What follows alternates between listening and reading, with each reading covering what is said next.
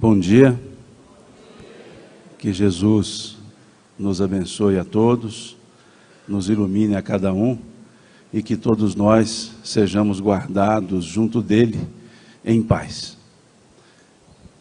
É uma alegria poder estar aqui em Tupaciguara, a convite do Wellington. Há tempos eu não vinha a Tupaciguara, esse há tempos deve ter uns 20 anos ou mais. Eu me lembro que eu tinha 4 anos de idade, mais ou menos, então faz mais ou menos uns 20 anos. E é uma alegria poder estar aqui participando deste fórum.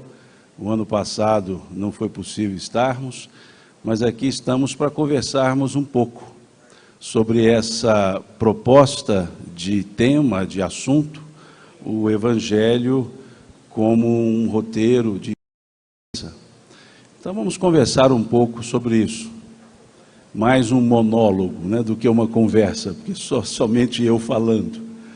Mas, quando assim nós falamos em termos de Evangelho, nós precisamos refletir um pouco.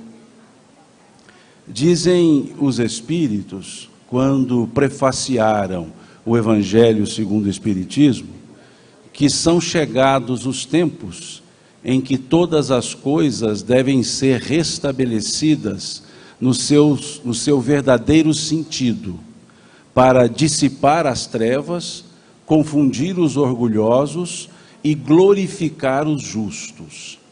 Quando assim dizemos, ou melhor, quando assim os Espíritos dizem no prefácio do Evangelho segundo o Espiritismo, restabelecer é retornar àquilo que era, não é estabelecer, porque as bases já foram estabelecidas.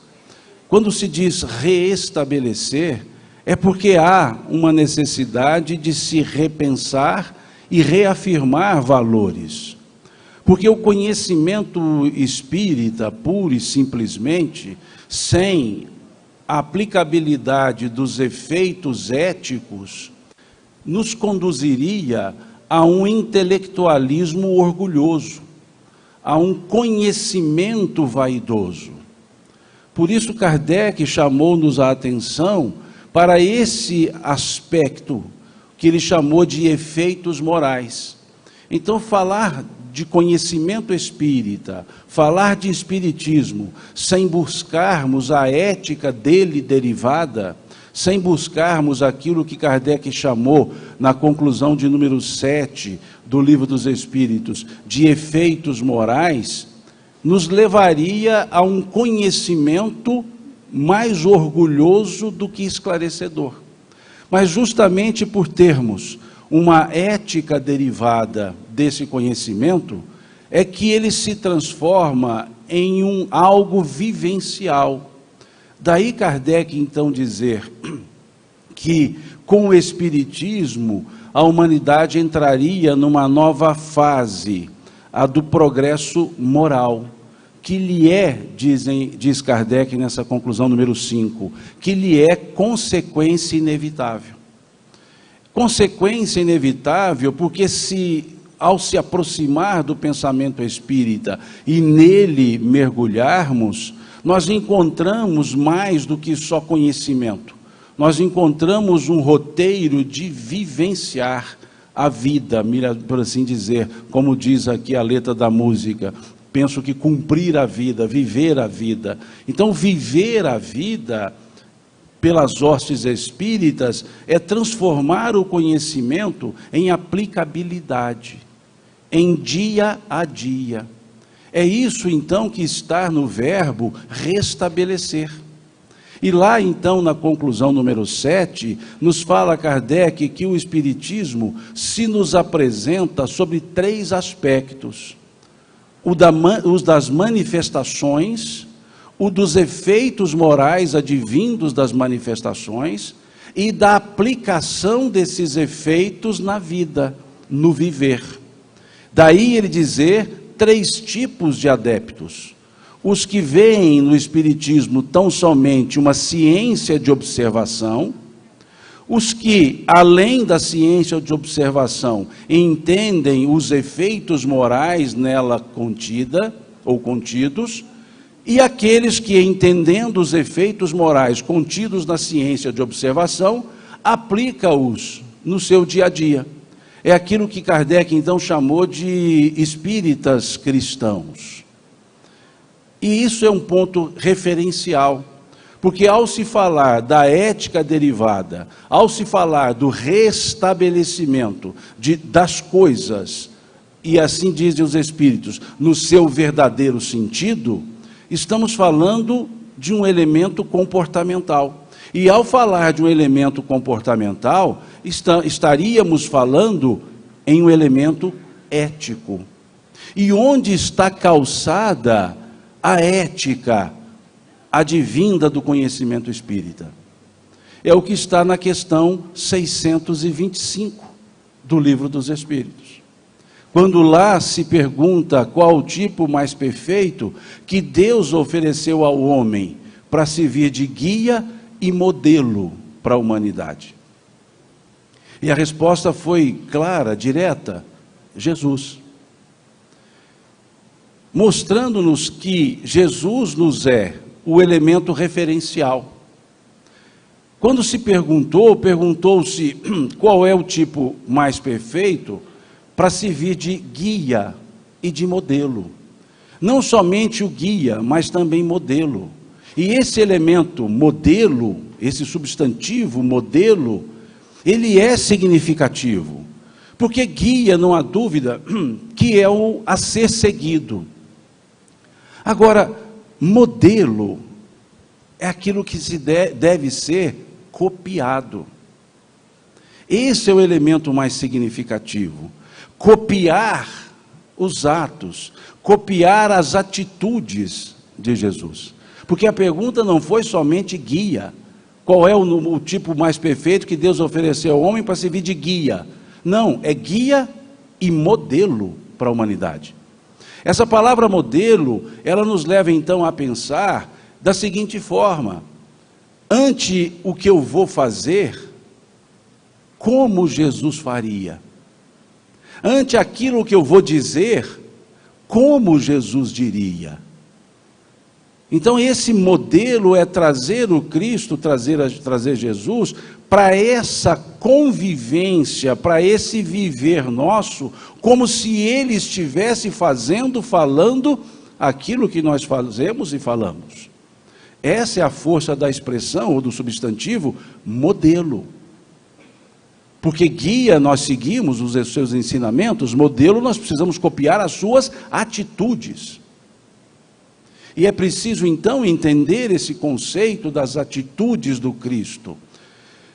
Quando vemos a introdução do Evangelho segundo o Espiritismo, Kardec ele inicia o primeiro parágrafo dessa introdução, dizendo que as matérias contidas nos Evangelhos podem ser divididas em 5 partes: os atos comuns da vida do Cristo, as palavras que serviram para estabelecimento de dogmas, os milagres, as predições e o ensino moral. 5 partes.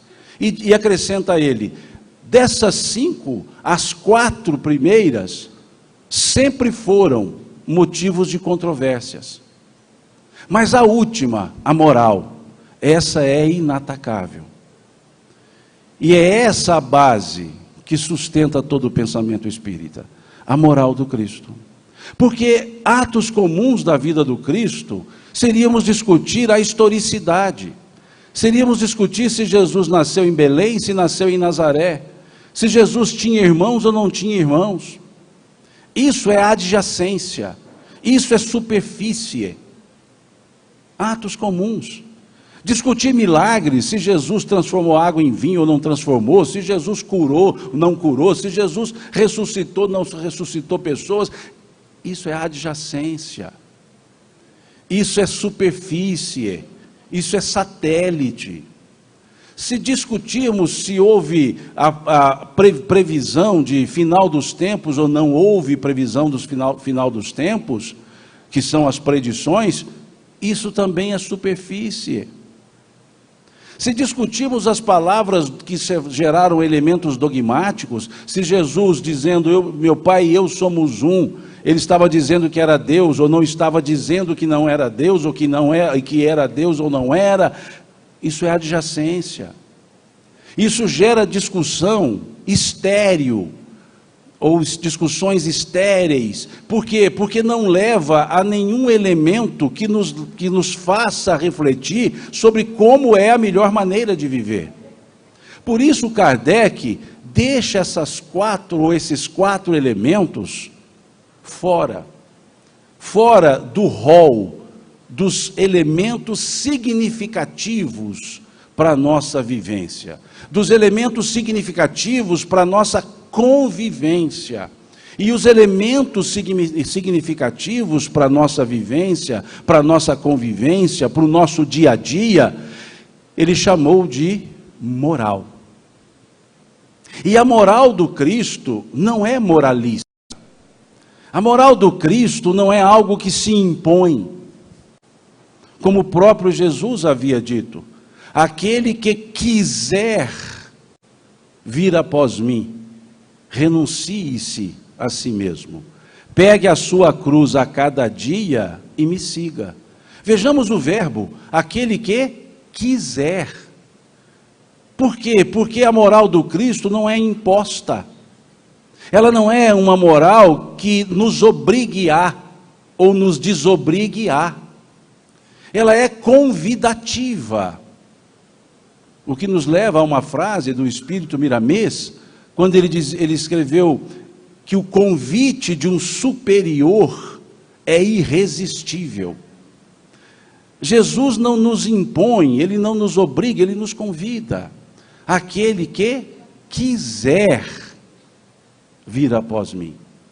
Mas ele estabelece algumas condições. Aquele que quiser vir após mim, renuncie-se a si mesmo. O que é renunciar a si mesmo? Se não deixar de lado o personalismo, se não deixar de lado o egoísmo. Que na questão 799 do Livro dos Espíritos, nos falam os Espíritos que é uma das chagas da humanidade. Egoísmo e orgulho, as duas chagas. E Jesus diz isso, renuncie-se a si mesmo. Não é renunciar ao outro, renuncie-se a si mesmo. E nos mostra que segui-lo não nos isenta das nossas responsabilidades. Porque dizia ele, pegue a sua cruz a cada dia e me siga. Mostrando-nos que é um ato de deliberação pessoal. É um ato fruto de uma consciência da própria existência, da própria essência. Renunciar-se a si mesmo nos leva à questão 919 do Livro dos Espíritos, quando se tem o autoconhecimento como sendo o meio prático e eficaz para vencermos na vida e resistir ao arrebatamento do mal. Isso é renunciar-se a si mesmo. Como renunciar-se a si mesmo sem conhecer-se a si mesmo? Sem avaliar-se a si mesmo?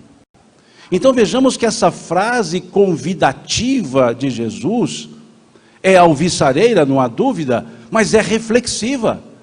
Porque seguir a Jesus não é simplesmente ter as suas falas escritas, não é saber da sua história, é sentir os seus ensinamentos. E é interessante percebermos isso quando olhamos no capítulo 16 do Evangelho de Mateus, em que temos lá uma narrativa, resumidamente chamada de a confissão de Pedro.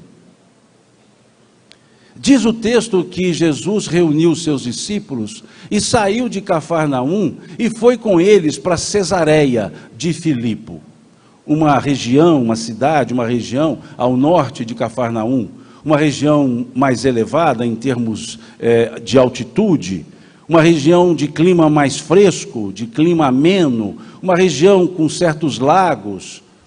E ele sai daquela balbúrdia de Cafarnaum, daquele dia a dia de Cafarnaum, e sai com seus discípulos para ficar um pouco mais afastados, ficarem um pouco mais afastados daquele dia a dia. E isso acontece ou aconteceu mais ou menos depois de 2 anos que Jesus pregava. É como se ele dissesse aos discípulos: vamos dar uma paradazinha, vamos sair um pouco do nosso dia a dia e dar uma avaliada no que já foi feito. Por que isso? Porque lá ele faz 2 perguntas aos discípulos. Ele reúne esses discípulos e pergunta: o que dizem os homens acerca do Filho do Homem? Em outras palavras, o que as pessoas estão falando a meu respeito, a respeito de Jesus? O que dizem os homens acerca do Filho do Homem? E os discípulos responderam: uns dizem que tu és Elias, outros Jeremias, outros João Batista, ou algum dos profetas ressuscitados. Veja, olha a resposta que foi dada. Em outras palavras: Senhor, ninguém sabe, ninguém entendeu quem é o Senhor. Uns dizem que tu és Elias, Jeremias, João Batista, ou um dos profetas ressuscitado. E aí ele faz uma segunda pergunta: e vós? Vejamos que a primeira pergunta foi o que dizem os homens, ou seja, o que as pessoas estão dizendo. A segunda pergunta ele diz: e vós? Quem dizeis que eu sou? Agora não era a opinião das pessoas, era a opinião daqueles que o seguiam. E vós, quem dizeis que eu sou? E diz o evangelista que Pedro toma a palavra e diz: tu és o Cristo, o Filho de Deus vivo.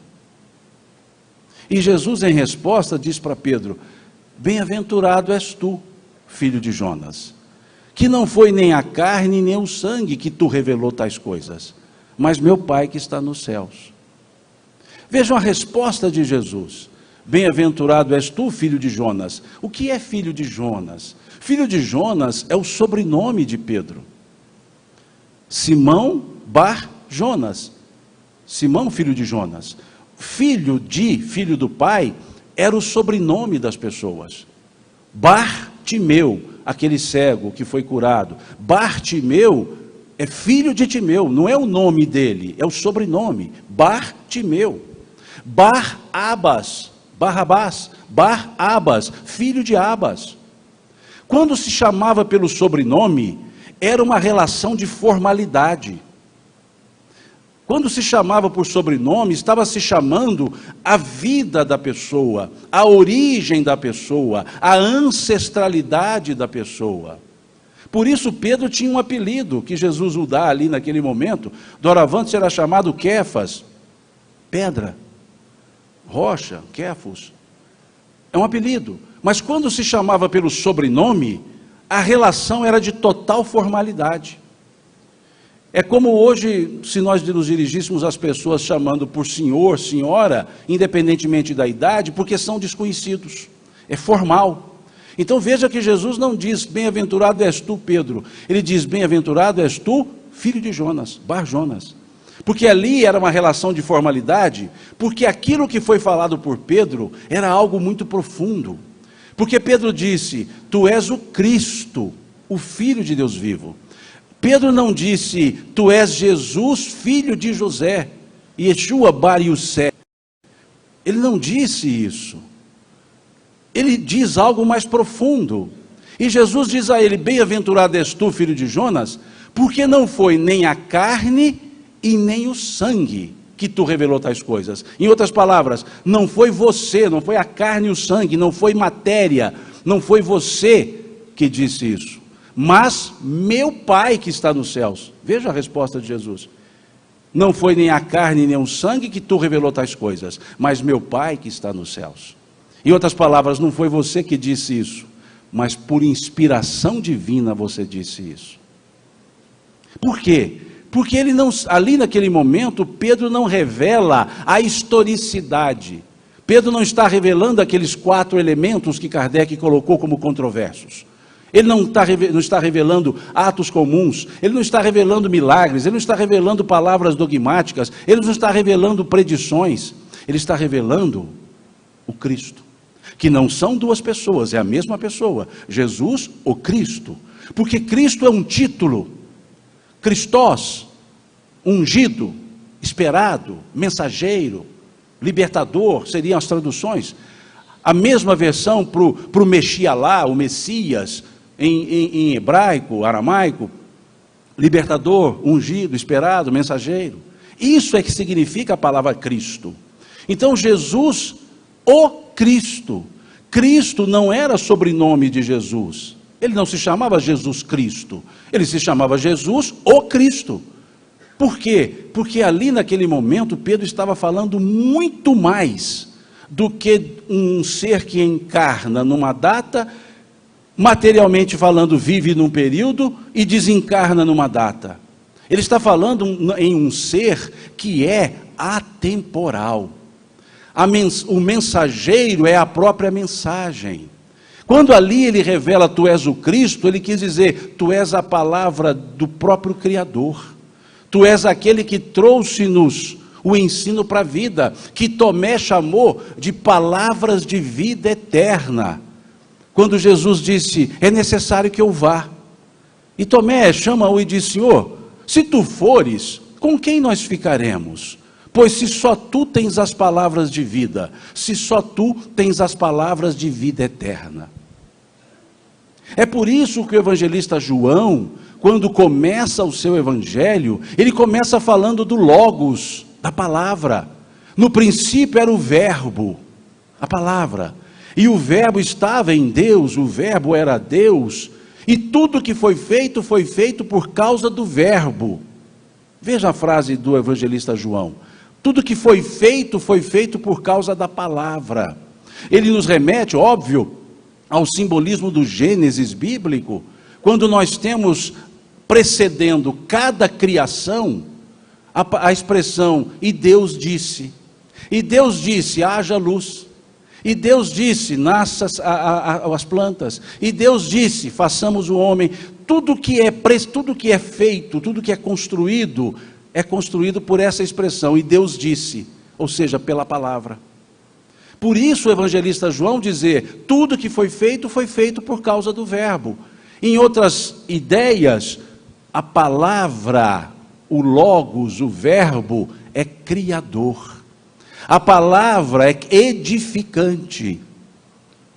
O fim, a finalidade da palavra é edificar, é construir e não destruir. E ali, quando então Pedro dizia, tu és o Cristo, ele dizia, tu és a própria palavra de Deus. Tu és o ensino que não tem tempo. Tu és a mensagem que não tem começo e nem fim. Ela é eterna. Porque advém do eterno, que é Deus. É isso que está na expressão Cristo. É por isso que Jesus enaltece essa revelação. Ele não enaltece Pedro, a pessoa. Ele enaltece a revelação. E diz, sobre essa revelação, sobre essa pedra, edificarei a minha igreja, a minha eclésia. E as portas do inferno sobre ela não prevalecerão. Sobre o quê? Sobre a figura humana? Não, sobre o que foi dito. A eclésia se edifica na figura do Cristo, da moral, que não é moralista. Por que posso dizer isso? Porque na mesma passagem, já no final, diz o evangelista, e Jesus, a partir de então, começou a mostrar aos seus discípulos que convinha ir a Jerusalém, padecer dos anciãos, ser morto e ressuscitar, aspas, ao terceiro dia. E Pedro, diz o texto, e Pedro, tomando Jesus de parte, começou a repreendê-lo, dizendo, Senhor, de modo nenhum nós deixaremos que essas coisas te aconteçam. E Jesus vira-se para Pedro e diz, afasta-te de mim, Satanás, que me é motivo de escândalo. Veja, afasta-te de mim, Satanás. Porque o ser humano, a pessoa, o Pedro, a pessoa, é volúvel. A pessoa, veja, a pessoa, Pedro, foi dito, não foi nem a carne nem o sangue que te revelou tais coisas, ou seja, não veio dele. E a ele foi dito: afasta-te de mim, Satanás. Mostrando que não é sobre pessoas. E isto, o Espírito de Verdade, foi muito específico quando conversou com Kardec. E Kardec lhe pergunta se eu não aceitar essa missão. E o Espírito de Verdade vira-se para Kardec e diz: outros te substituirão, pois os desígnios de Deus não podem pairar sobre uma só cabeça. Daí a revelação de Pedro: tu és o Cristo, o Filho de Deus vivo, ser de tamanho significado. Porque essa revelação é aquilo que Kardec chamou de moral do Cristo. É essa figura, melhor dizendo, simbolismo, que está na questão 625, quando diz Jesus ser o modelo. Não o Jesus historiográfico, mas o mensageiro. Aquelas palavras que ficarão. Como o próprio Cristo disse: céus e terras passarão, mas minhas palavras não. Por que não passam? Porque são a expressão da verdade. E entendendo assim, nós perceberemos o quão profunda é a frase que Jesus também diz, quando os discípulos lhe perguntam: Senhor, mostra-nos o caminho. E ele diz: eu sou o caminho, a verdade e a vida. Ninguém vem ao Pai senão por mim. Por mim quem? O Jesus histórico ou o Cristo de Deus? Que são as mesmas pessoas, mas é preciso entender quantas pessoas há que não conheceram Jesus, que não sabem a sua própria história. No mundo, nós temos menos cristãos do que cristãos. Nós temos 2 bilhões e alguma coisa de cristãos, num mundo de 7 bilhões de pessoas, mais ou menos. Então, quantas pessoas há que não conheceram a história de Jesus, mas que vivem os seus ensinos, que foram trazidos por outras pessoas até. Então, quando ele diz eu sou o caminho, não é conhecer a sua história, é entender os seus ensinos. Eu sou o caminho, o Cristo. Porque o Cristo muitos conheceram sem conhecer a Jesus. Em que sentido eu quero dizer isso? A mensagem foi aceita, a mensagem foi bem recebida. Porque Jesus assim vem, quando, como Emmanuel nos coloca no livro A Caminho da Luz, ele chega, encarna-se, não para um povo eleito, mas para um povo necessitado, que desprezou diversos ensinos que vieram antes, mas pelo desprezo, teve que ele mesmo vir trazer os ensinos. E quantos ainda desprezaram os seus ensinos? Os próprios contemporâneos não desprezaram os seus ensinos? Ele nos conta uma parábola, chamada parábola das bodas, justamente indicando isso, mostrando que muitos convidaram antes. Diz a parábola, resumidamente, que o rei resolveu comemorar as bodas do seu filho, e para isso mandou os seus servos convidarem as pessoas, mas as pessoas não deram ouvidos aos servos e seguiram sua vida. E os servos voltaram e disseram: Senhor, ninguém nos atendeu no convite. E diz a parábola: e o Senhor mandou outros servos para convidar, dizendo: o jantar está pronto, os bois estão cevados, vinde ao banquete. E as pessoas continuaram nos seus afazeres e não foram ao banquete. O Senhor mandou o seu filho, pensando que, sendo o próprio filho, as pessoas dariam atenção. E as pessoas não deram atenção e mataram o filho do rei. E o filho do rei mandou outros servos, dizendo: convidai a todos para o banquete.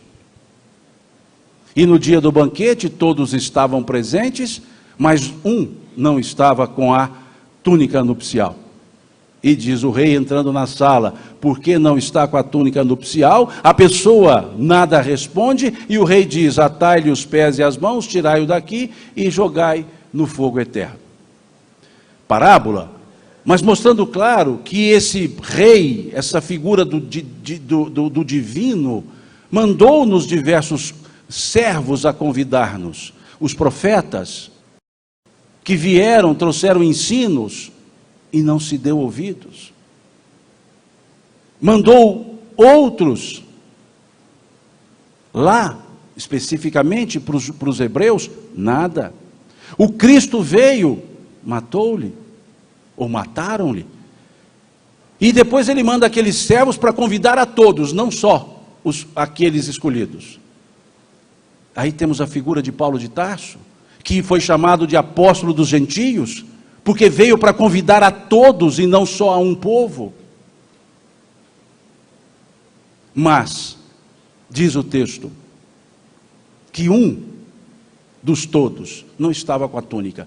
Veja, é um só. Não foram dois, um.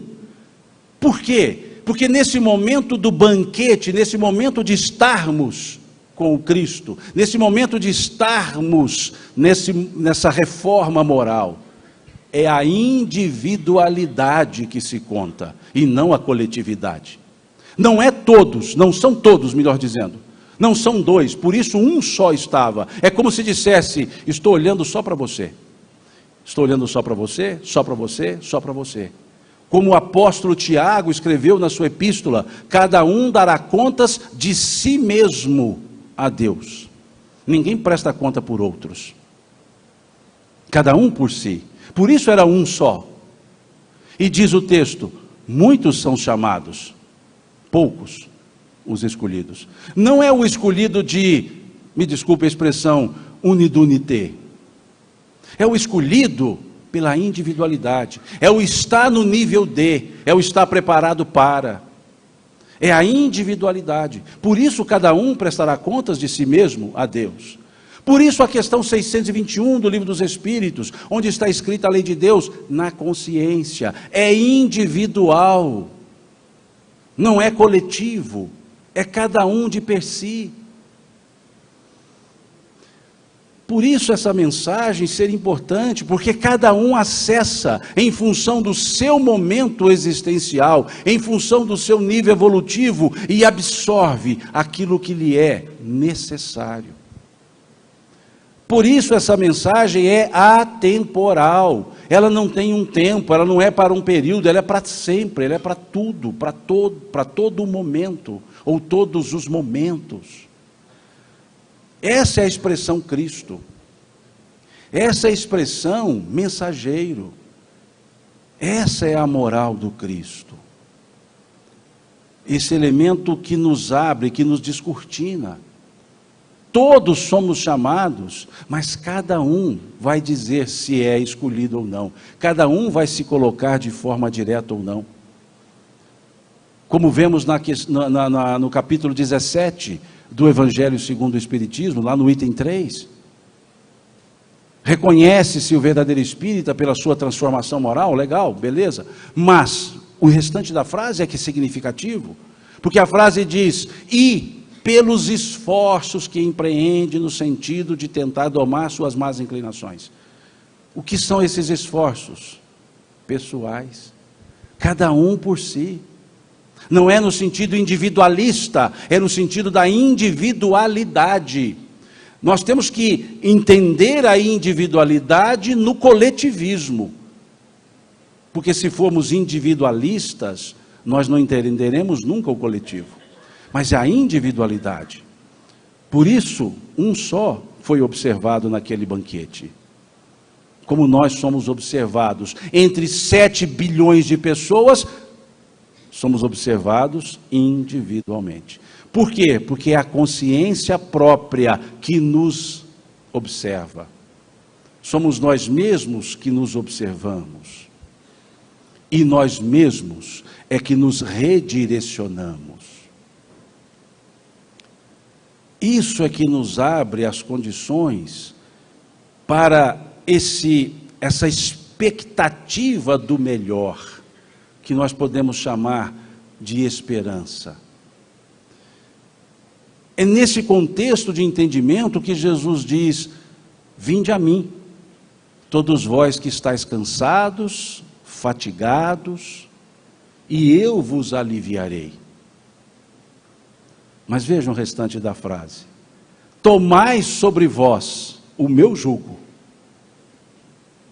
e aprendei comigo, que sou manso e humilde de coração, e encontrareis refúgio para as vossas almas. Esse refúgio advém da primeira expressão, aprendei comigo. Se nós aprendermos, se nós entendermos a vida, o viver, o sentido da existência, a frase seguinte é, e encontrareis refúgio para as vossas almas. Tomai sobre vós o meu jugo, ou seja, nós temos responsabilidades. E ele encerra dizendo, pois leve é meu fardo, suave é meu jugo. Por que leve e suave? Porque ao entendermos a dinâmica da vida, ao entendermos a nossa existência, nós perceberemos que leve é o fardo. E por que leve? Porque o fardo tem o peso proporcional às forças de cada um. Pois dizia o Cristo, meu Pai não coloca fardos pesados em ombros fracos. Por quê? Porque cada um tem que cumprir a responsabilidade própria. Como dizia o Cristo, aquilo que se semear, isso sim se colherá. Não se colhem figos dos abrolhos, ou seja, cada árvore dá o seu próprio fruto. E aí nos leva à questão 258 do Livro dos Espíritos, 259, 260, essas três questões, 61, 62, até 64, na verdade. Ou todas as questões do Livro dos Espíritos, para ficar mais fácil, porque aí dá para ler tudo. Mas o que nos fala essa questão 258? O que acontece na vida foi por nós escolhido? E eles dizem, sim, em outras palavras. Vós escolhestes o gênero de provas. Meu Pai não coloca fardo pesado em ombros fracos. Por quê? Quem escolhe o fardo? Nós. O nosso gênero de provas. E aí vem a questão seguinte, 259, tudo que nos acontece então, foi por nós escolhido?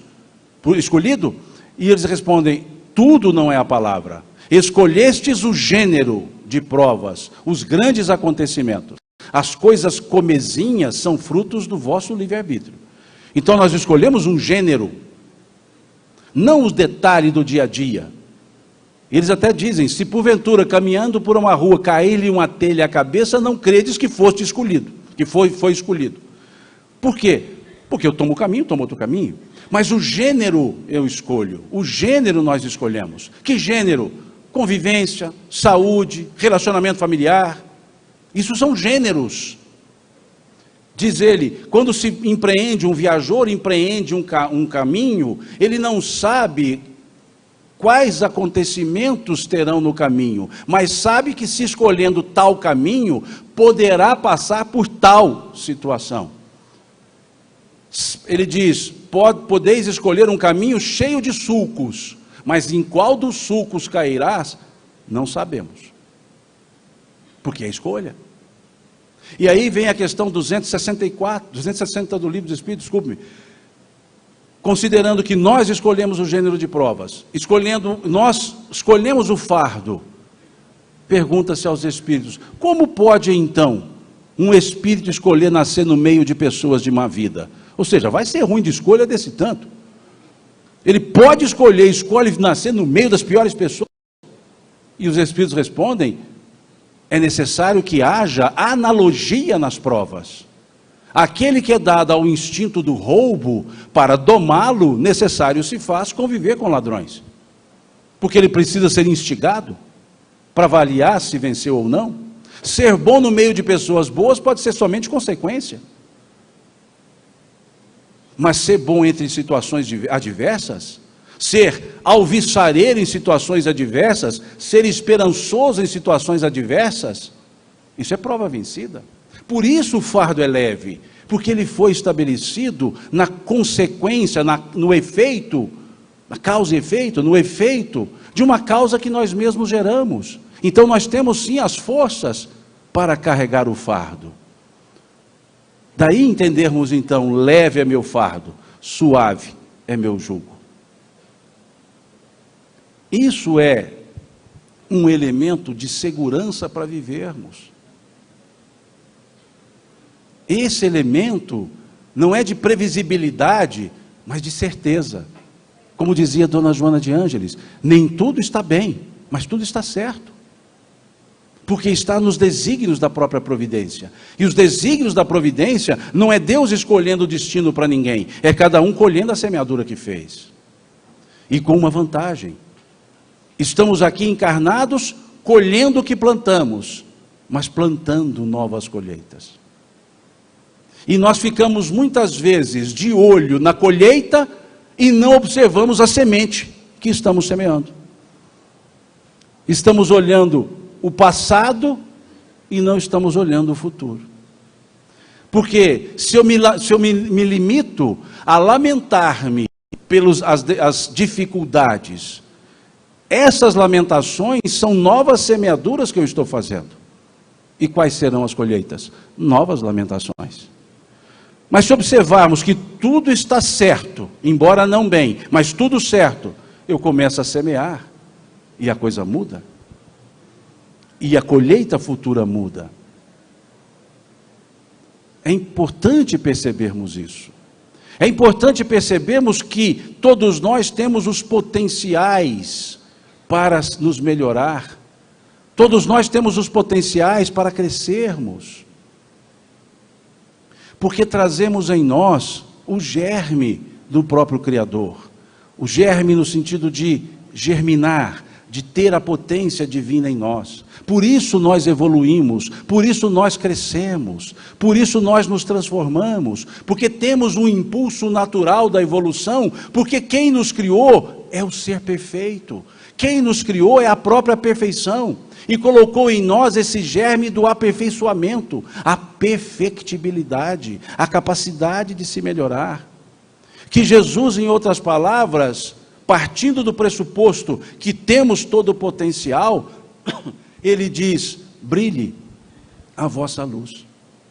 Ele não diz, crie uma luz, porque nós já a temos. O fato da nossa criação, de sermos criaturas do Criador, de Deus, já nos dá a luz.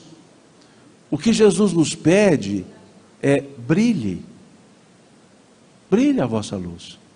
Ele não diz conquiste uma luz, nós já temos.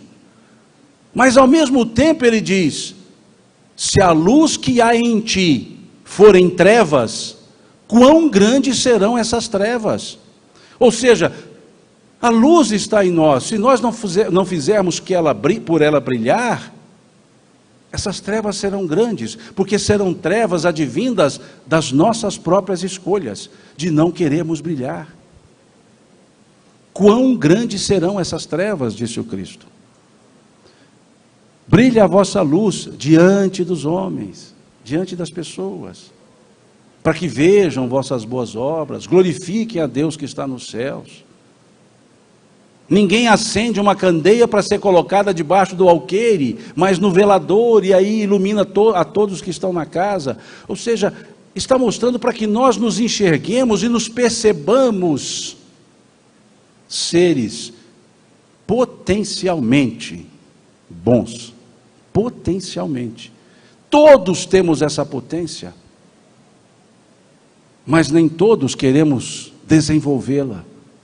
E quando ficamos na lamentação, quando ficamos na reclamação, na lamúria, no vitimismo, nós estamos negando essa luz que nós trazemos.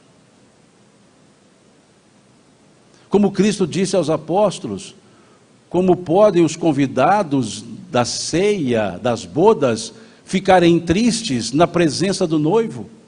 Ou seja, ele estava conosco ali presente, por que haveria tristeza? Não haveria porquê, a não ser que as pessoas se lamentassem a si mesmas. Essas palavras de bom ânimo que o Cristo nos disse, tem de bom ânimo, diz ele, eu venci o mundo. Vejam que expressão forte para nós todos. Ele diz, tenho-vos dito isto, para que em mim tenhais paz, pois no mundo tereis aflições, mas tende bom ânimo, eu venci o mundo. Eu vos dou a paz, eu vos deixo a minha paz, mas não vou-la dou como o mundo a dá. Veja, como o mundo a dá. Qual é a paz do mundo?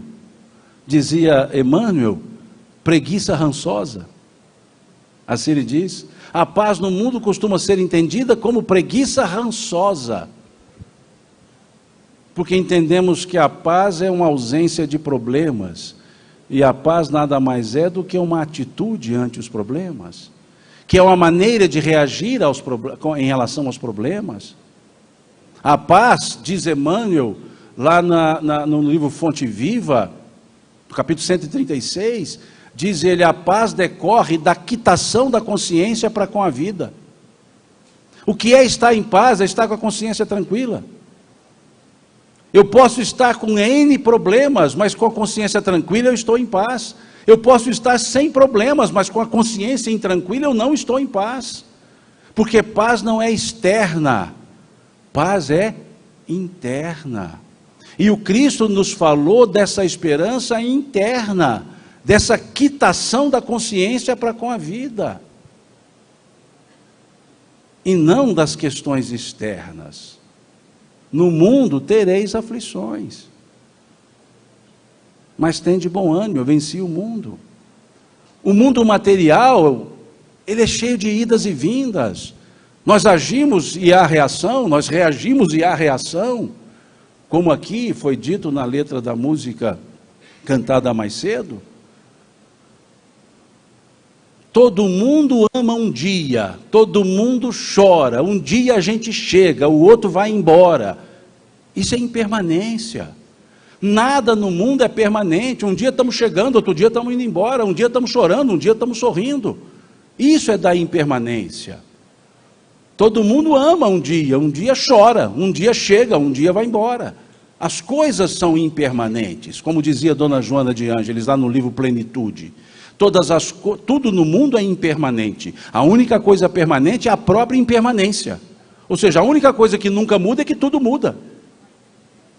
E o Cristo quis nos mostrar isso. Ter estabilidade na instabilidade. Há momentos que estamos aflitos? Sim.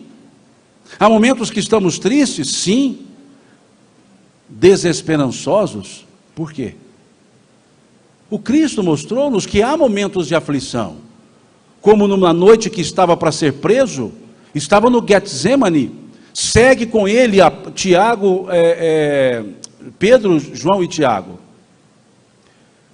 E ali ele diz aos três, vou caminhar para orar. E diz o evangelista que ele vai alguns passos à frente. E ficam os três ali aguardando, no Getsemane, que fica dentro do Jardim das Oliveiras. E ali, Jesus ora, Pai, afasta de mim esse cálice. Ele estava para ser preso, supliciado, crucificado, e dizer que isso não dói, dói. Um chicote, um azorrague, dói. Um prego, um cravo, dói. Uma coroa de espinhos, dói. Chibatadas, doem. Então ele diz, afasta de mim esse cálice. E volta para os três, e os três estavam dormindo. E Jesus os acorda e diz, não podeis velar comigo no momento máximo da minha aflição? Aflição material, sim. E volta para orar e diz, Pai, se for possível, afasta de mim esse cálice. A primeira foi, afasta de mim esse cálice. O segundo momento, se for possível, afasta de mim esse cálice. E volta, os três estão dormindo de novo. E aí ele diz, cumpra-se em mim segundo a tua vontade. Ou seja, não adianta, essa turma aqui não vai me ajudar mesmo. Não deu para colocar assim, hashtag tamo junto. Os três estavam dormindo, não tinha jeito. Vejam, é da natureza estar com a aflição. Agora, desesperado, desesperançado, não. Porque no momento da sua aflição, carregando cruz, ele cura pessoas. Ele abraça a mãe. Crucificado, ele diz a João: eis aí tua mãe. Ele diz a Maria, sua mãe, para não deixá-la sem o amparo: eis aí teu filho.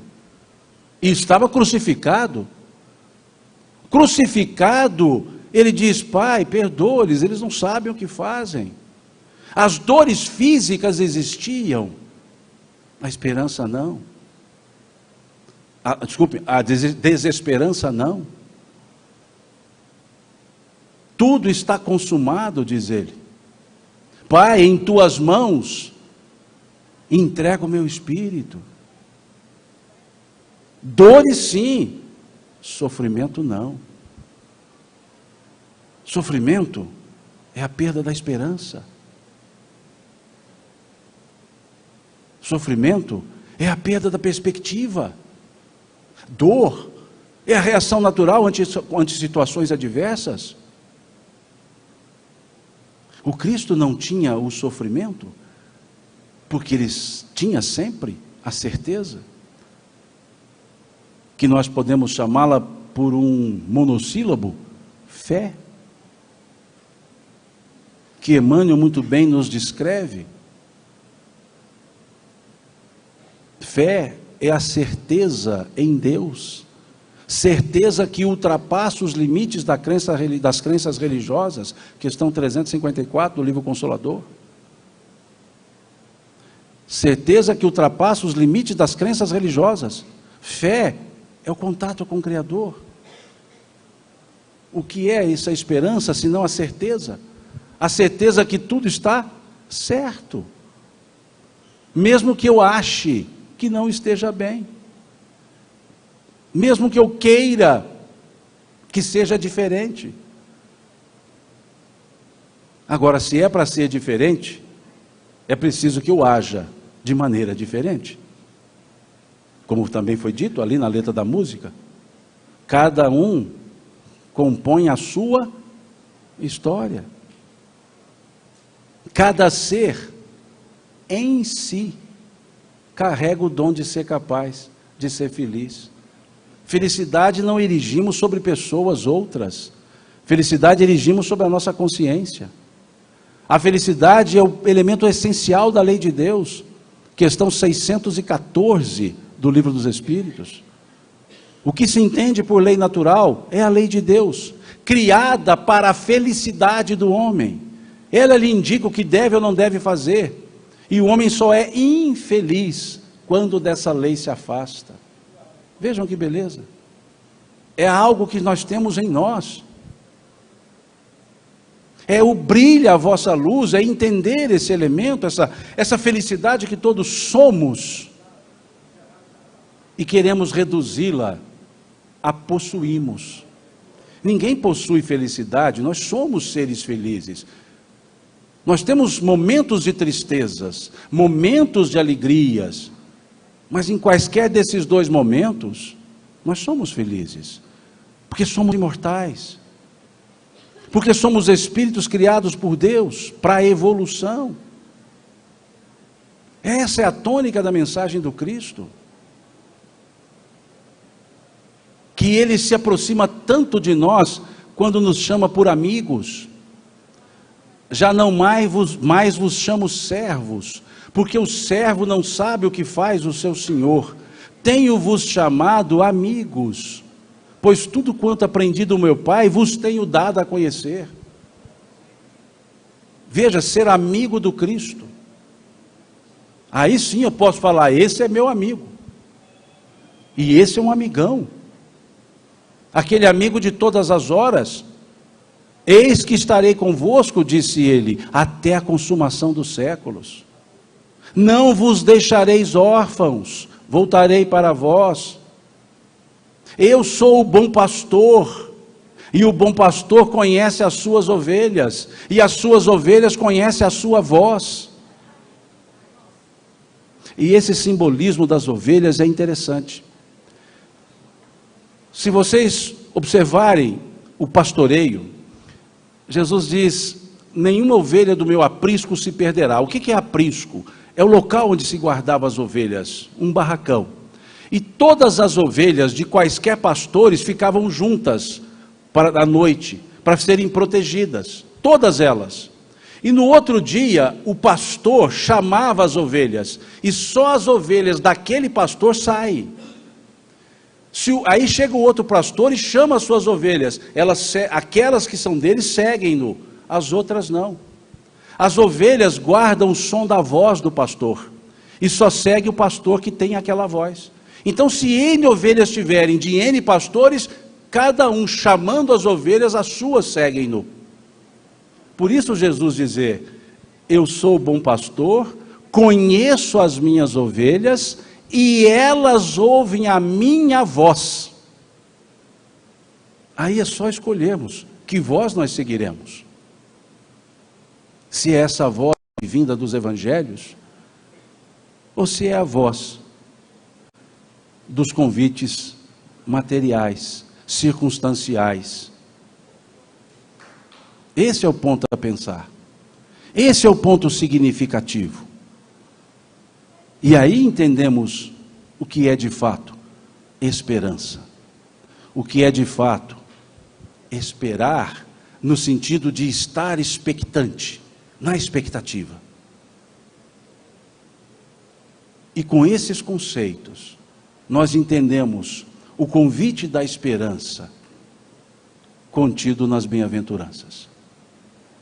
Aí nós entendemos: bem-aventurados os pobres pelo Espírito, porque deles é o reino dos céus. Aí nós entendemos: bem-aventurados que choram, porque serão consolados.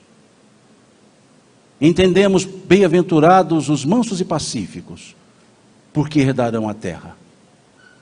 Entendemos: bem-aventurados que têm sede e fome de justiça, porque serão saciados. Entendemos: bem-aventurados os misericordiosos, porque alcançarão misericórdia. Entenderemos e sentiremos: bem-aventurados os puros de coração, porque verão a Deus. Entenderemos: bem-aventurados os pacificadores, porque serão chamados filhos de Deus. Mas também entenderemos: bem-aventurados os perseguidos por causa da justiça, porque deles é o reino dos céus. E compreenderemos: bem-aventurados sois vós, quando vos injuriarem, e por causa do meu nome disserem calúnias contra vós. Exultai-vos, alegrai-vos, porque grande é a recompensa que vos espera nos céus. Nós entendemos a beleza dessas bem-aventuranças, dessa perseverança, dessa esperança ativa e não contemplativa. A esperança que advém dos evangelhos não é contemplativa, ela é ativa, é ir ao encontro dela e não aguardar a chegada dela. É o agir, é o bater e abrir-se-vos-á, pedi e obtereis, buscai e encontrareis. Em outras palavras, é o que está no Evangelho segundo o Espiritismo, é o ajuda-te e o céu te ajudará, os céus te ajudará. É o fazer, é o perseverar, é o combater o bom combate conosco mesmos. É o guardar a fé, como disse o apóstolo Paulo. É o sentir-se vencedor, não das pessoas, sobre as pessoas, mas sobre si mesmo. Aceitando o convite do Cristo, como fez a diversos: segue-me, como ele disse a Mateus, levanta e segue-me. Deita tuas redes fora, pois doravante farei de ti pescadores de almas, como disse a Pedro, a André. São convites que não precisam de muita elucubração mental. Só precisa de um coração aberto para entender a força e a beleza desse estar com Cristo, de sentir o Cristo, de poder dizer, como o apóstolo Paulo disse, já não sou eu mais quem vivo, mas o Cristo que vive em mim. Esperança maior que isso? Esperança maior que termos como a videira e nós os galhos ligados nessa videira, de onde buscamos toda a seiva para vivermos? Veja os símbolos que Jesus usava para nos falar de esperança, de alimento. A seiva advém dessa videira, e nós somos esses galhos das videiras, e os galhos são para dar frutos. E é isso que nós aqui estamos, para dar frutos doces, suaves, e não ácidos e amargos, para darmos o suco, para darmos as sementes. Toda árvore que meu Pai não plantou será arrancada, disse o Cristo. Em outras palavras, nós estamos aqui para isso, com raízes profundas nos evangelhos, com um tronco seguro no nosso conhecimento, e com as folhas e frutos belíssimos, dóceis, que são as nossas atitudes, os nossos agir e fazer, sentir, agir e fazer. Então que assim pensemos, que assim nos sintamos, e vamos perceber que o Cristo sempre está conosco, mesmo quando achamos que estamos sozinhos, Ele está conosco. E sentindo isso, que possamos dizer, sentir, cantar, como naquela música cantada para as crianças, dê um sorriso só, sorriso aberto, cheio de amor. Quem tem Jesus gosta de cantar, está sempre sorrindo, mesmo quando não dá, tropeça aqui, cai acolá, e de novo levanta e continua a cantar. Se nós ensinamos isso às nossas crianças, por que não aprendermos isso e começar a fazer isso? Como disse Jesus ao lavar os pés dos discípulos, e Pedro retira o pé e diz: Mestre e Senhor nosso, somos nós que devemos fazer essas coisas, e bem sabemos que devemos. Se vós já sabeis dessas coisas, disse o Cristo, bem-aventurados sereis, se agora as praticares. Saber e não fazer, melhor não saber. Mas se sabemos, por que não fazemos? Talvez não queiramos, mas deveríamos. Que Deus nos abençoe a todos, que Deus abençoe cada um de vocês, cada família de vocês, cada labor que nós desenvolvemos, e que sintamos-nos todos sempre abraçados, acolhidos pelo Cristo de Deus. Deus lhes pague pela atenção, Deus lhes pague pela atenção.